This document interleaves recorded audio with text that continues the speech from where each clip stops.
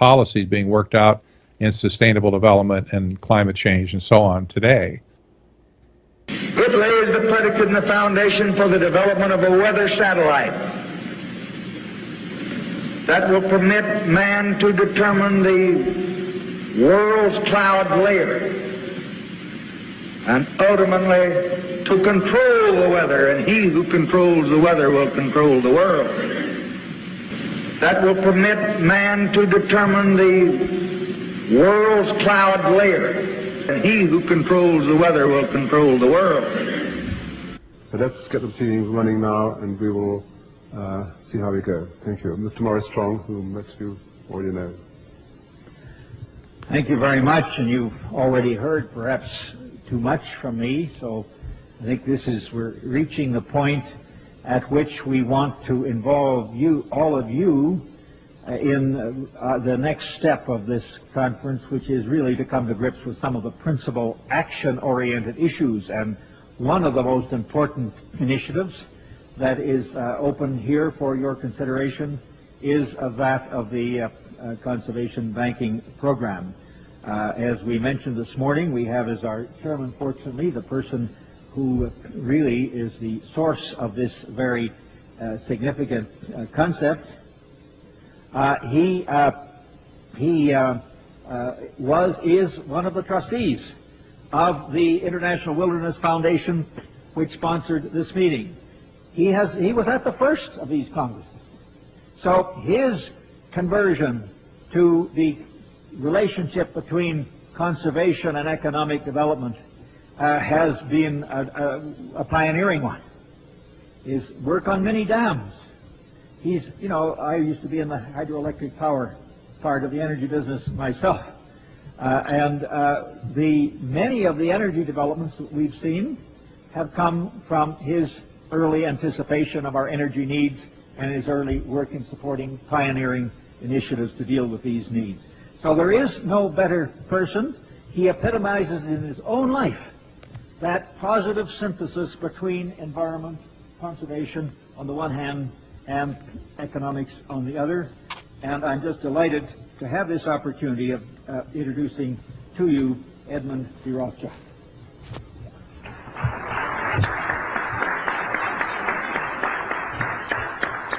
Morris, thank you very much indeed for all that you've said, and I would ask the audience to take with a slight grain of salt all that he has said about me.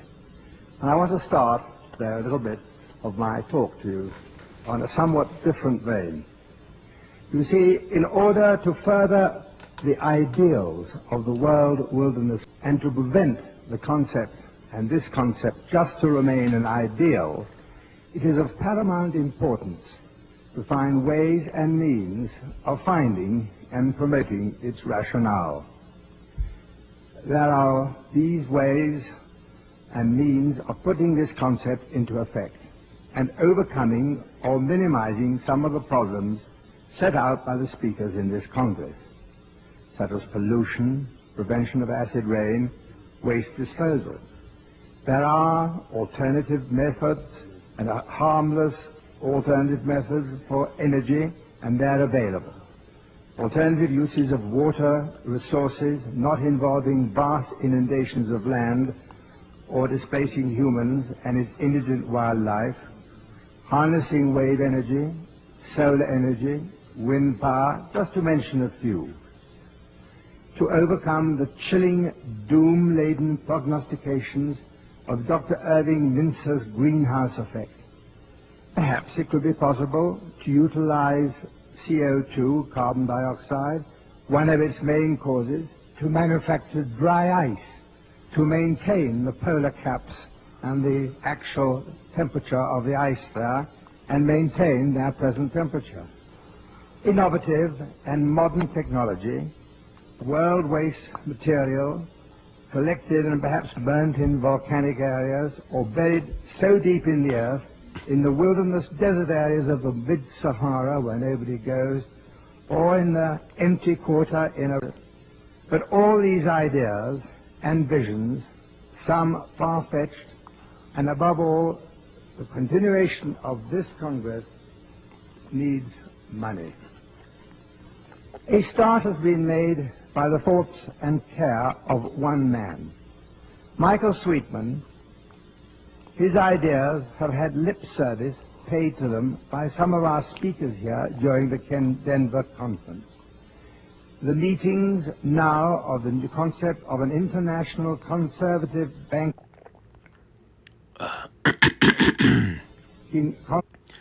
Shalom, brothers. All praises goes to Yahweh Ba'Shem Yahushai Ba'Shem Kakwadash. Double honors goes into the apostles and elders of Great Millstone that have taught me the truth, and much love and peace and blessings goes out to all you hopeful elect brothers that are teaching the word of Yahweh Ba'Shem Yahushai in truth and sincerity. Salakia for a bit of that long-winded video in the beginning, because I hadn't watched this video before I did this particular video, but I wanted to pull up a video to preface this lesson I'm going to do regarding climate change, and how basically it just ties into Esau being a devil and a demon and a liar, and pretty much sets the narrative just so he can come in with more laws and oppress, because that's really what it's all about. And that's the MO of the devil. He's a deceiver, and he uses lies to gain advantage over the people he rules over.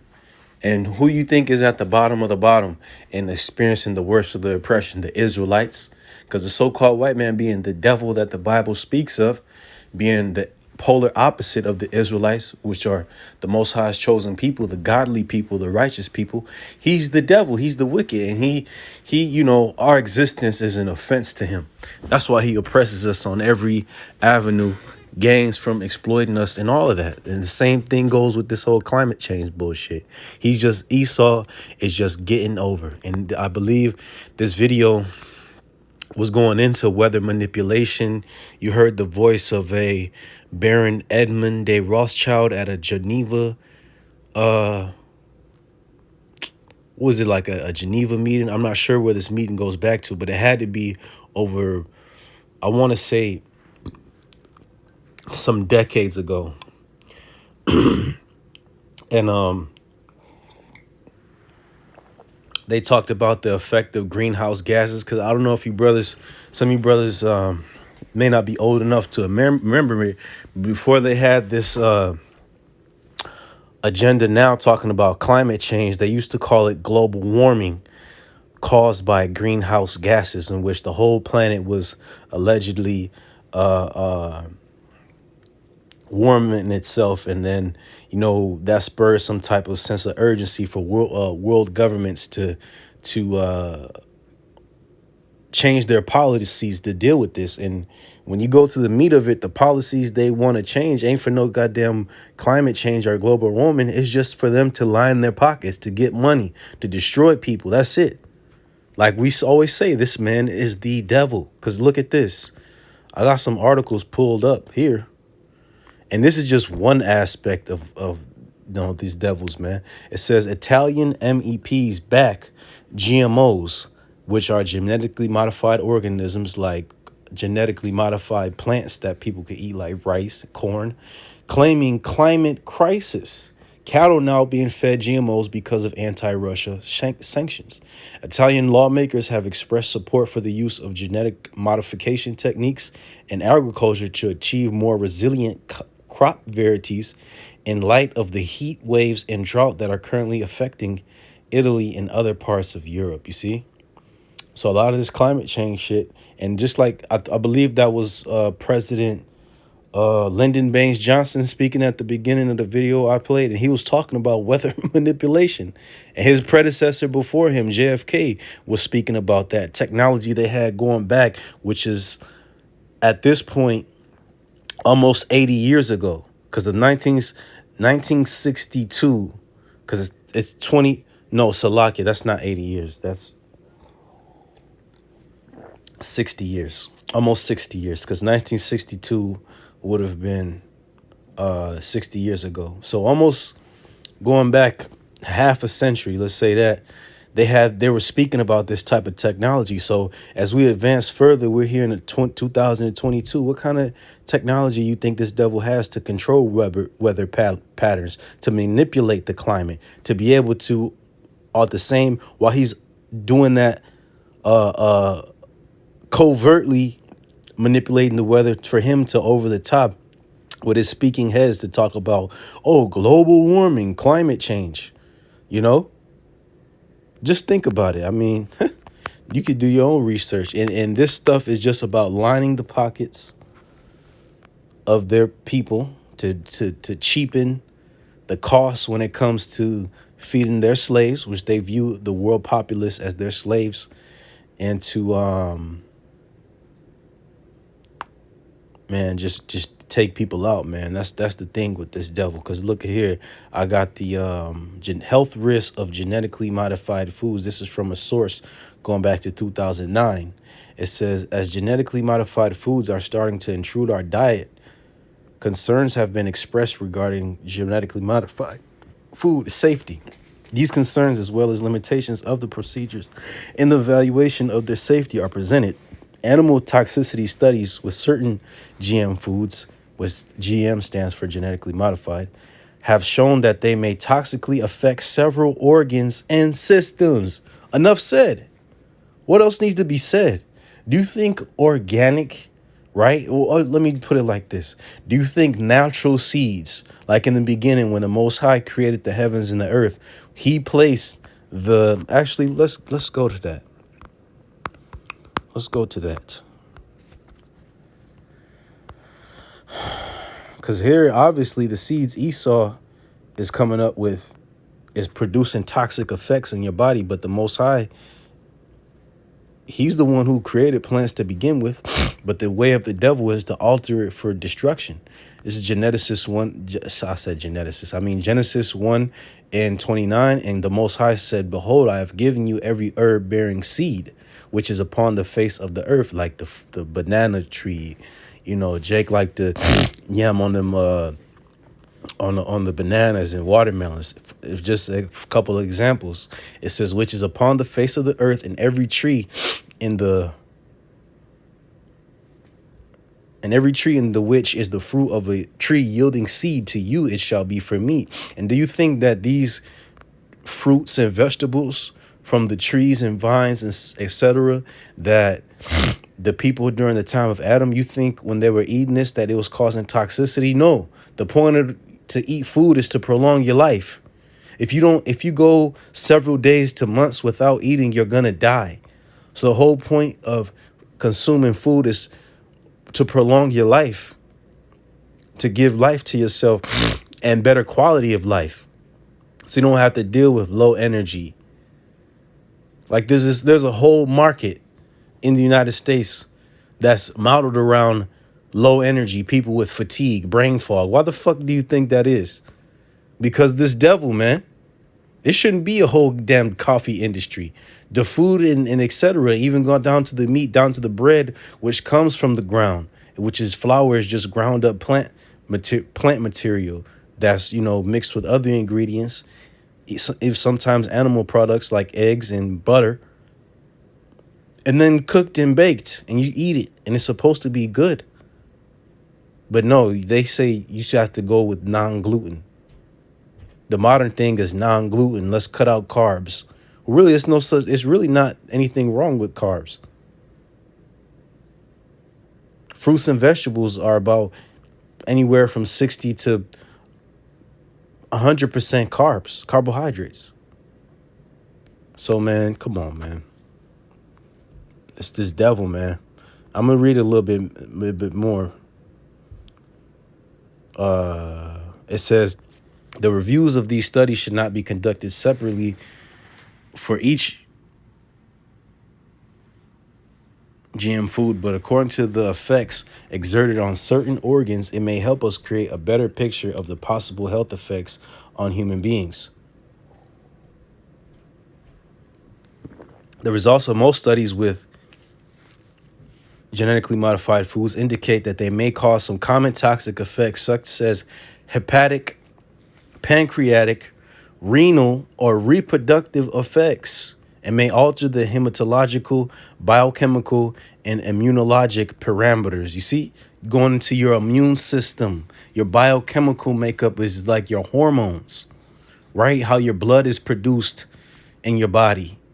Hematological, I believe that goes into your blood specifically. Your biochemicals is like different chemicals that are produced in your body at a microscopic level.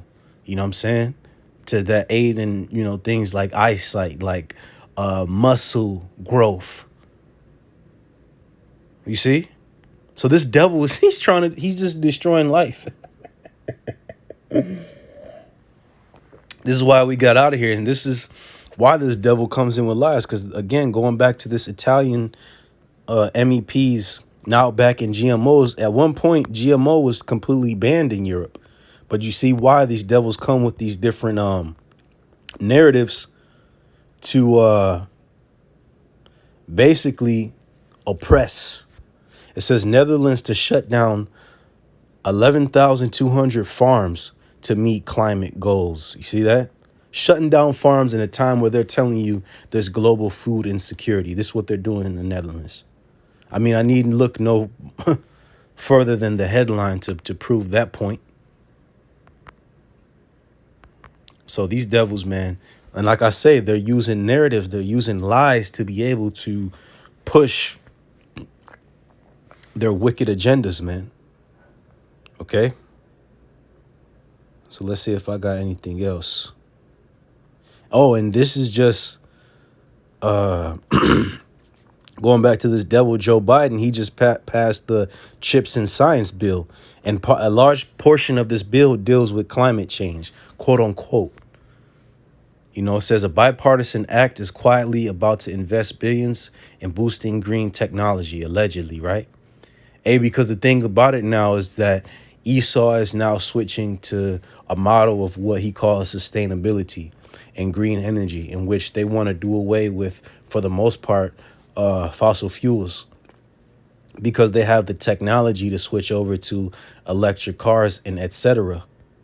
So that's all that's about. It's an industrial thing. It really doesn't have anything to do with saving the planet.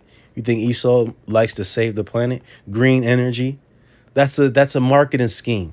That's propaganda to make you think their motives are good. Green energy. Yeah, right. Green energy, because you associate green with the earth, as if them switching over to the type of industries and the type of energy extractions, right? That the new form of way won't hurt the earth. Yeah, right. Yeah, right. That's all this devil does is destroy. So I'm going to go to one scripture before I close out. This is in the book of Sirach, chapter 10 and verse 8. It says, because of unrighteous dealings, and that's all Esau does. Because if you go into unrighteous, it basically just means unfair and injurious. It says injuries and riches got by deceit. See that? Just like companies like Bayer, Monsanto, other companies, they actually profit from the selling of GMO crops. That's riches gotten by deceit. You have CEOs and different people on their boards that are worth tens of millions, if not hundreds of millions of dollars, and they're making this money from these lies.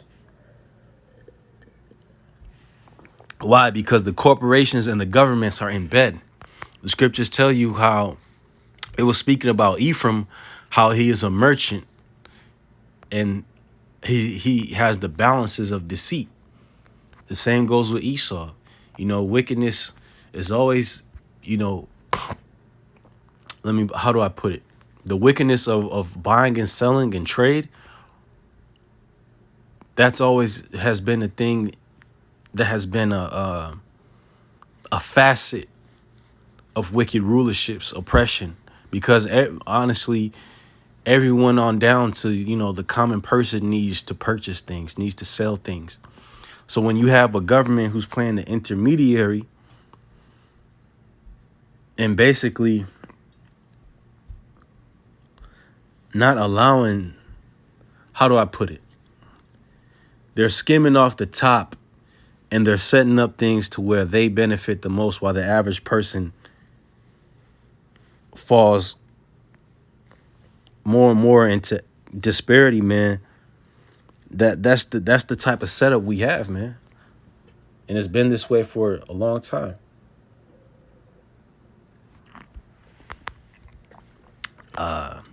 It says, let's see. No, I was reading this about the climate bill Joe Biden passed, and then Salaki, I kind of lost my place. It says, the kingdom and riches got by the seat, the kingdom is translated from one people to another. So this is going to be what this scripture is saying. This is going to be the reason why there's a shift in the rulerships. Excuse me. There's going to be a regime change in a major way. That's why Yahweh Shai is coming back with his avenging angels to basically wage war on the current rulership, the Edomites, the EU and NATO, etc. This is why he's coming back, because of these very same dealings that's going on in the earth. That's full of wickedness, deceit, debauchery, lies, fornication, idolatry, witchcraft, stealing, murder, bribery. That's all that's going on right now on the earth. So let's go to, and this is a common theme why different rulerships were displaced.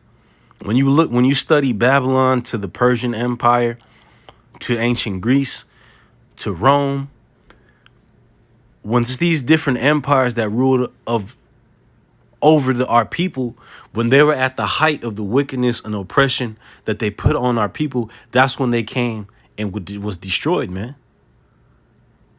That's why the next kingdom came and deposed the previous rulers. But this time, when this kingdom goes down, it's going to be the kingdom of the Israelites, thus saith the Lord. You know, the saints shall take the kingdom. You see? Matter of fact, I'm going to get that. I'm going to get that, man.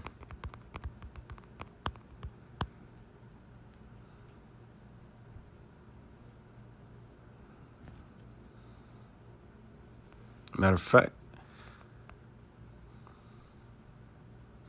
Daniel 7.